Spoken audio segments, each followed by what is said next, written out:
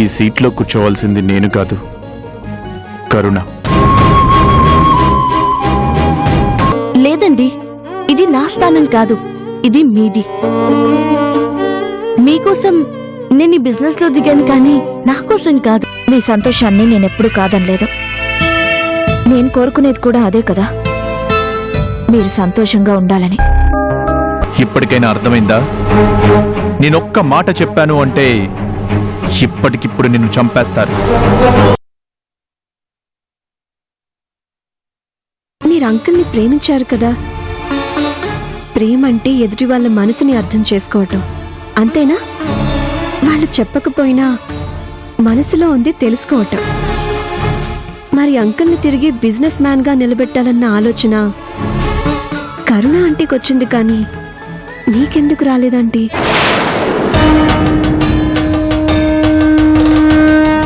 కరుణ aunty కంటే మీరు financial గా బలమైన వాళ్ళు. మీరు తలుచుకుంటే అంతకంటే గొప్ప స్థాయిలో నిలబెట్టగలరు. కానీ మీరెందుకు చేయలేదు? అంటే మీకు అంకుల్ మనసు తెలీదా? ఎవరెన్ని మాటలన్నా అంకుల్ కల నెరవేర్చింది కరుణ ఆంటీ. వీలైతే అభినందించండి, కానీ ఆవేశపడి మాటలు అనకండి ఆంటీ. అది మీలాంటి వాళ్ళకి కరెక్ట్ కాదు. వేస్తానంటే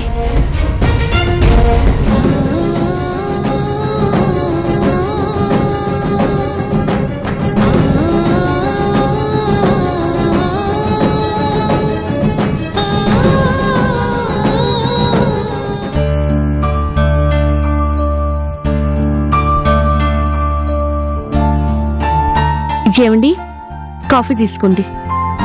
నాకొద్దు చందు. ఏ, ఎందుకు? ఎందుకో తాగాలని లేదు. పోనీ జ్యూస్ తాగుతారా? ఇప్పుడు వద్దులే, తర్వాత తాగుతాను. బాగుంది. ఇంకెప్పుడు తాగుతారు? ఉండండి, జ్యూస్ తెచ్చిస్తాను. చక్కగా తాగేసి రెస్ట్ తీసుకోండి. నేను ఒకసారి సైడ్ దాకా వెళ్ళి చూసుకొని మధ్యాహ్నానికి వచ్చేస్తాను. చూడు చందు, బిజినెస్ అంటేనే చాలా కష్టంతో కూడుకున్న విషయం.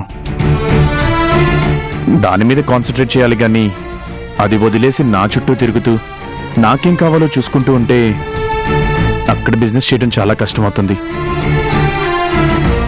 నా మాట వినిచెందు, నా గురించి పట్టించుకోకు. నాకొక ఆయాను పని మనిషినో చూడు. నువ్వు మాత్రం నీ ధ్యాసంతా నీ వర్క్ మీదే ఉంచు. మీ కాయాన్ని పెట్టాల్సిన పరిస్థితి వస్తే బిజినెస్ ని డాడీ చేతిలో కానీ చిన్న చేతిలో కానీ పెడతాను, కానీ నేను మాత్రం మిమ్మల్ని వదిలిపెట్టే ప్రసక్తే లేదు. అది కాదు చందు. ఏది కాదండి? నాకు మీరు ముఖ్యం, ఆ బిజినెస్ కాదు. అయినా నాకు రెండు చూసుకోవడం ఇబ్బంది ఏం కాదు. మీరు అనవసరంగా ఏదేదో ఆలోచించకుండా హాయిగా రెస్ట్ తీసుకోండి. ఉండండి, జ్యూస్ తీసుకొని వస్తాను.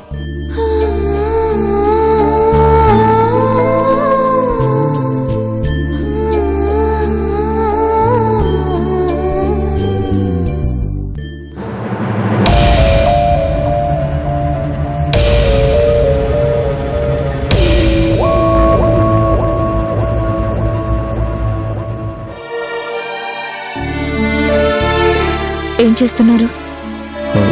ఏం లేదు, మ్యాగజైన్ చదువుతున్నాను. నాకున్న కాలక్షేపం ఇదొక్కటే కదా. మందులు వేసుకున్నారా? ఇంకా లేదు. కరుణ జ్యూస్ తెచ్చిస్తానంది, అది తాగిన తర్వాత వేసుకుందామని ఆగాను. మందులు వేసుకోవడంలో నిర్లక్ష్యం చేయకూడదు.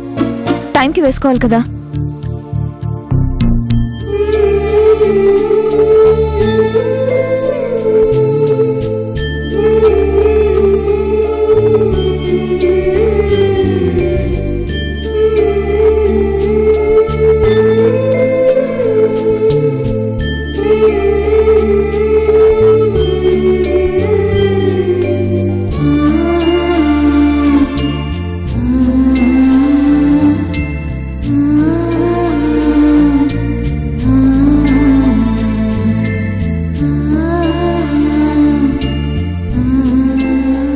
మీద ఒకసారి చేయి చూడనివ్వండి.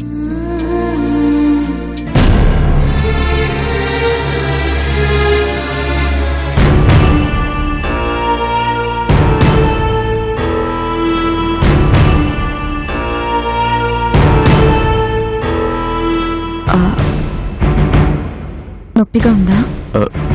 కొద్దిగా.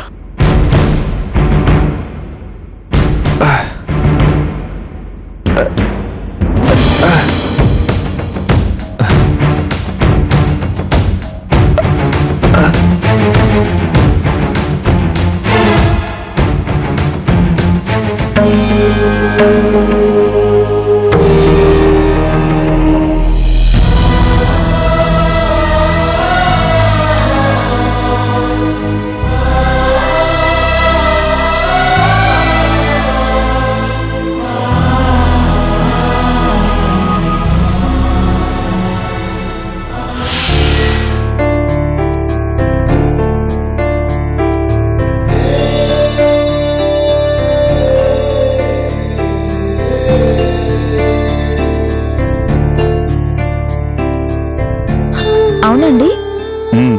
మిమ్మల్ని ఎప్పటి నుంచో అడుగుదాం అనుకుంటున్నాను. ఇలా పచ్చబొట్టు పొడిపించుకునేటప్పుడు మీకు నొప్పి వేయలేదా? అదేదో సూదితో గుచ్చుతారట కదండి, మరి మీకు నొప్పి అనిపించలేదా? నాకంటే ముందు చందు పచ్చబొట్టు పొడిపించుకుంది అమృత. మరి నాకే నొప్పి అనుకుంటే ఇంక తనేమనుకోవాలి? అవునండి, అసలు చందు ఎలా తట్టుకుంది?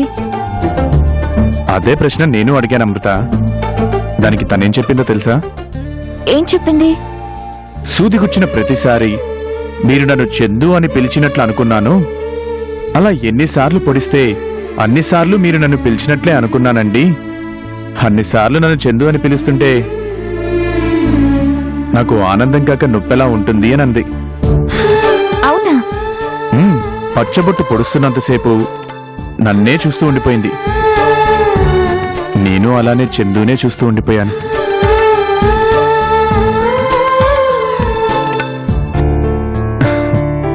నొప్పెలా పోయిందో అర్థం కాలేదు కానీ మా ఇద్దరి చేతుల మీద ఇదిగో ఇలా శాశ్వతంగా పచ్చబొట్లు మాత్రం మిగిలిపోయాయి అమృత. ఇది పచ్చబొట్టు కాదండి, చందు ప్రాణం. మీ రక్తంలో కలిసిపోయిన తన రూపం. మనిషి దూరం అయినా మనసులో బ్రతికే ఉంటానని చందు చేసిన ప్రమాణం.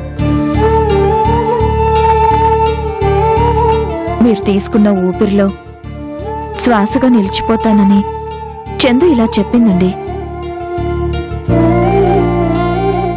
దీన్ని చెరిపేయటం ఎలా సాధ్యం కాదో మీ ఇద్దరి అనుబంధాన్ని తెంపేయటం కూడా వీలు కాదు.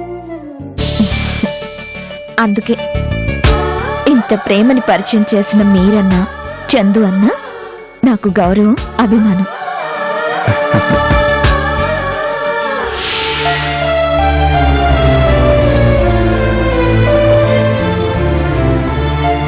ప్రాణం పోయినా మీ ఊపిరిలో శ్వాసగా నిలిచిపోతానని చేసిన ప్రమాణం కదండి ఈ పచ్చబొట్టు.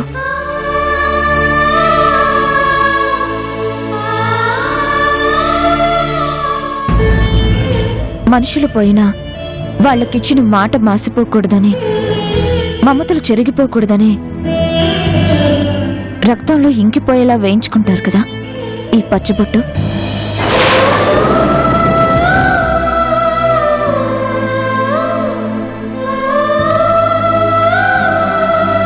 ఈ పచ్చబొట్టు సాక్షిగా చందుకు చేసిన ప్రమాణాలు ఎలా మర్చిపోయారండి?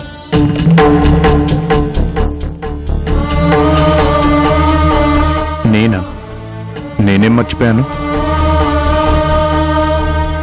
ప్రాణం ఉన్నంత వరకు నిన్ను మర్చిపోనని మీరు మాట ఇవ్వలేదా?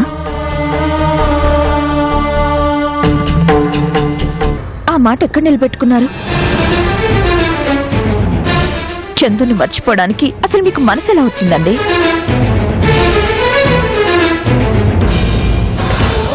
నన్ను మర్చిపోయినా బాధపడలేదు, కానీ చందు పంచిన ప్రేమను మర్చిపోతే మాత్రం నాకు చాలా బాధగా ఉందండి. నేనెప్పుడు ఎవరిని మర్చిపోలేదు.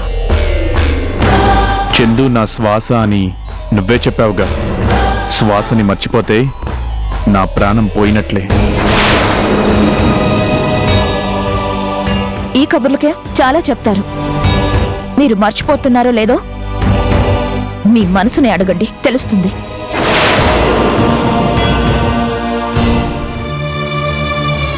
చందు స్థానంలోకి వచ్చిన చందు తర్వాతే నేను అనుకునేదాన్ని. మీ ప్రేమ ముందు చందుకు పంచిన ఆ తర్వాతే నేను మీ భార్యను అనుకునేదాన్ని. అలాంటిది చందుని కాదనుకున్నారు, నన్ను కాదనుకున్నారు. ఎవరికో మీ ప్రేమను పంచిచ్చారు.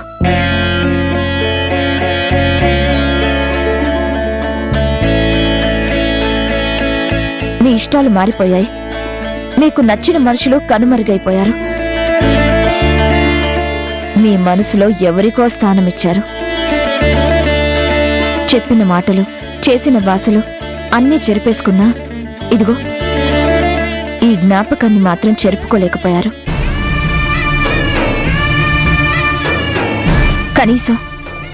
కనీసం ఇది చూసినప్పుడైనా మీరు చేసింది న్యాయమో అన్యాయమో మీ మనస్సాక్షిని అడగండి, తెలుస్తుంది. నా మనసు ఎప్పుడూ నా ఆధీనంలోనే ఉంటుంది అమృత. ప్రేమనేది మాటల్లో చెప్పలేని ఒక గొప్ప భావం. అది ఎలా ఉంటుంది అంటే ఏ మనిషి నిర్వచించి చెప్పలేడు.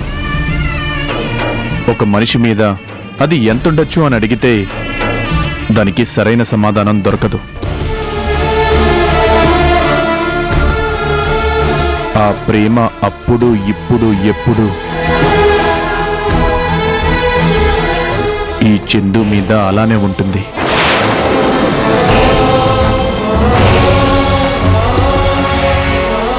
ఆ స్థానంలో వచ్చిన నీ మీద అలానే ఉంటుంది.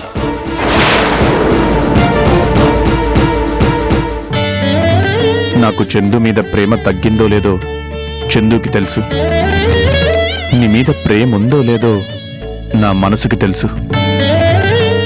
ప్రేమ కూడా ఇదిగో ఈ పచ్చబొట్టు లాంటిదే. ఒక్కసారి మనసులో నాటుకున్నాక ఈ దేహం కాలిపోతే కాని ఆ జ్ఞాపకాలు మసిగా మారవు. మీ మాటలకి మోసపోవడానికి నేను ఇదివరకటి అమృతం కాదులండి. నా మీద మీ ప్రేమ ఎంతుందో నాకు బాగా తెలుసు. నాకు సమాధానం చెప్పుకోలేకపోయినా మన మధ్య లేని చందుకి మాత్రం మీరు ఏ రోజైనా సమాధానం చెప్పుకోవాల్సిందే. గుర్తుంచుకోండి.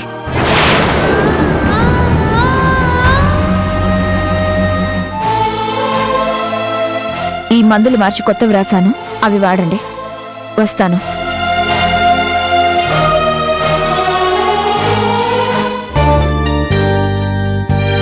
చూసావా చందు, అమృత ఎలా మాట్లాడుతుందో? నేను నీకు ద్రోహం చేస్తున్నానంట. తను ఎంత మంచి మనిషో చూడండి. తన కళ్ళ ముందు మీరు కరుణకి దగ్గరలో ఉన్నారన్న బాధ కంటే చందుకి ద్రోహం చేస్తున్నారని కుమిలిపోతుంది చూడండి. నేను లేకపోయినా, నేనసలు పరిచయం కాకపోయినా ఎంత అభిమానమో చూడండి నా మీద. ఆ అభిమానానికేనండి నేను అమృతకి దాసోహమైంది. మీరంటారే ఎందుకింత త్యాగమని. ఇదిగో ఎందుకేనండి, ఎందుకే.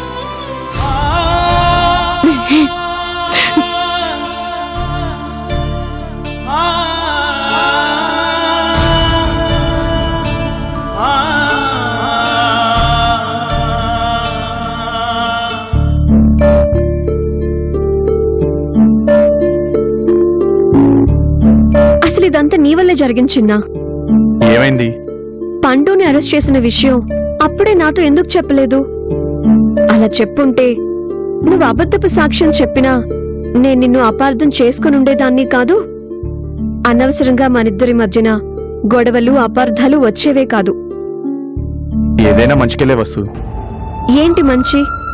నీ మీద కోపంతో ఇష్టం లేకపోయినా ఆ ఏసీపీతో పెళ్లి కొప్పుకున్నాను. అతనితో ఎంగేజ్మెంట్ దాకా వెళ్ళాను. అంతా ఉట్టిదే అని రింగు మళ్ళీ తిరిగిచ్చేసావుగా. మరి లేకపోతే తనని చేసేసుకుంటానా? ఒకవేళ నీకు నిజం తెలియకపోయిండుంటే, ఆ పెళ్ళైపోయిండుంటే ఏం చేసిండేదానివి? నేను నేర్పించడానికి ఎంగేజ్మెంట్ చేసుకున్నాను, కానీ పెళ్ళెలా చేసుకుంటాను? ఒకవేళ చేసుకోవాల్సి వస్తే? ఎంగేజ్మెంట్ రింగ్ ని తీసేసిన దాన్ని మెళ్ళో కట్టిన తాళం తీలేనా?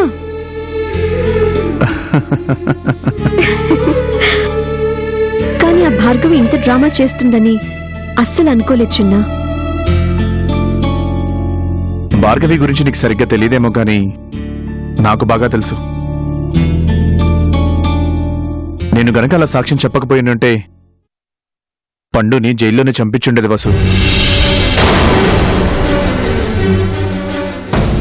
పండుతో నాకున్న అనుబంధం ఈనాటిది కాదు వసు. నాకు ఊహ తెలిసినప్పటి నుంచి నాకు వాడే తోడు. నాకు ఫ్రెండ్ అయినా, తమ్ముడైనా, అమ్మైనా, నాన్నైనా అన్నీ వాడే. వాడికి అలా జరిగేటప్పటికీ నేను అస్సలు తట్టుకోలేకపోయాను. నీ అమ్మా నాన్నలు నీ కళ్ళ ముందే ఉన్నారు చిన్నా. కరుణ, రాజాగార్లు నీకమ్మా నాన్నలు. ఈ విషయం నీకెప్పటికీ తెలుస్తుందో, ఎప్పుడు నువ్వు అమ్మా నాన్నల్ని కలుస్తావో. నిజం చెప్పొద్దు అని నా నోరు కట్టేశారు చిన్నా.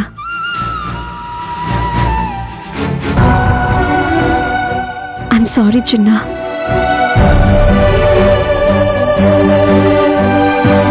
నీ బాధ నాకు అర్థమైంది చిన్నా. ఒకప్పుడంటే నిజం తెలియక నీకు దూరం అయ్యాను, కానీ ఇక మీదట ఏం జరిగినా నిన్ను మాత్రం వదిలిపెట్టను చిన్నా. నువ్వు నా ప్రాణం.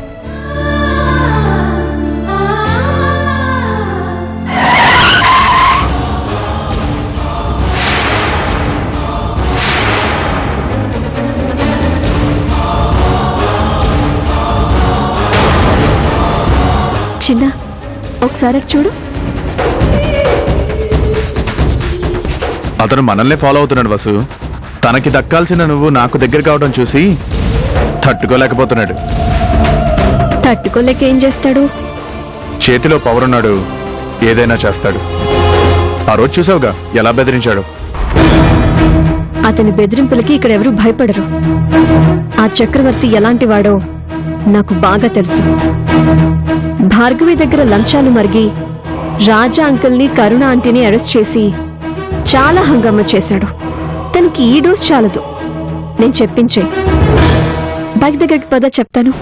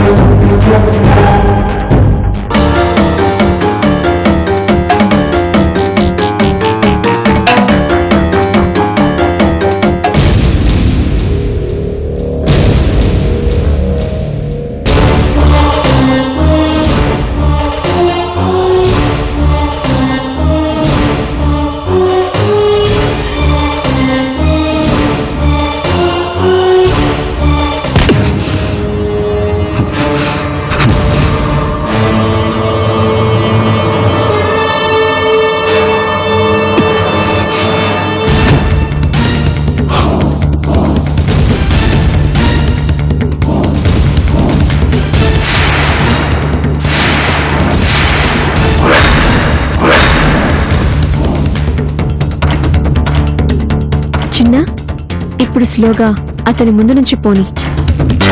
వసు, చెప్పింది చెయ్యి చిన్న. ఇది చూసైనా వాడు నా మీద ఆశని చంపుకోవాలి. కమాన్, పోనీ.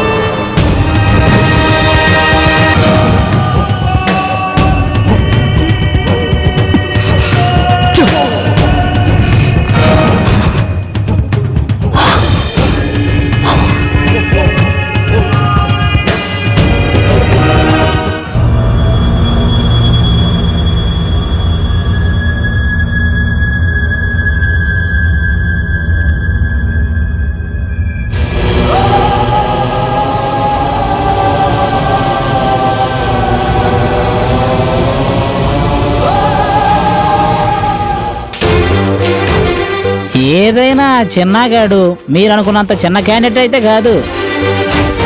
మీ ఇంటికి జనాన్ని తీసుకొచ్చి హంగామా చేశాడంటే వాళ్ళు ఖచ్చితంగా ఏదో మంచి పనితనం కనిపిస్తుంది. లేకపోతే వాళ్ళు వచ్చి ఎక్కడ గొడవ చేస్తారనే కదా నువ్వు వచ్చి ఈ గెస్ట్ హౌస్ లో దాక్కుంది. యాదగిరి, నీకు చేతనైతే వెళ్ళి ఆ చిన్న సంగతి చూడు. లేదంటే ఆ ల్యాండ్ మళ్ళీ నా చేతికి ఎలా రావాలో అది చూడు. అది చేత కాలేదంటే నేను పెట్టిన డబ్బులు వెనక్కి ఎలా తీసుకురావాలో అది చూడు. అంతేకాని ఆ చిన్న గాడి గురించి నా దగ్గర పొగడకో.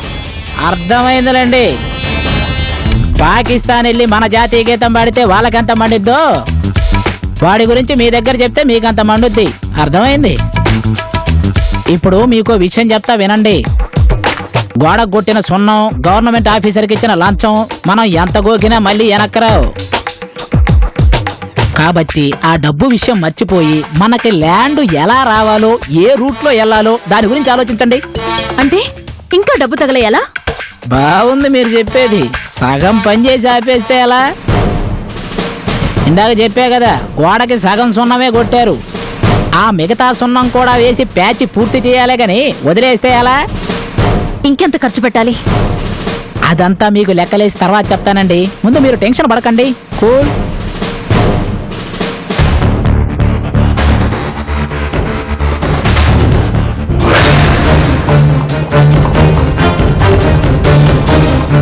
రండి సార్ రండి. ఏంటి మంచి కోపంలో ఉన్నట్టున్నారు? ఏమైందేంటి?